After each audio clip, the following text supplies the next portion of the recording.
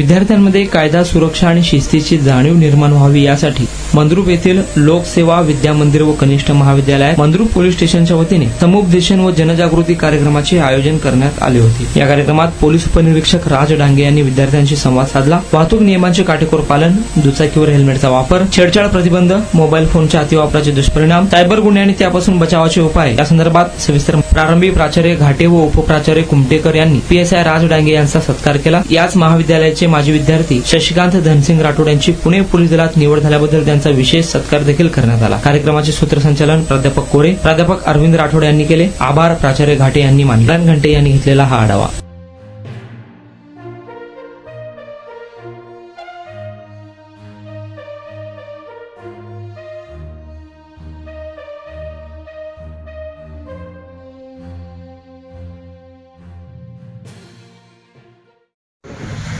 कॉलेजमध्ये आला तर तुम्हाला दिसतो मध्ये तुमच्या कॉलेजमधला मुलगा असेल, बाहेरच्या गावातला असेल, तुमच्या गावातला असेल, कुणी असेल, मुलींना एक जनरली एक सेन्स असतो, सिक्स असतो जो गॉड गिफ्टेड असतो।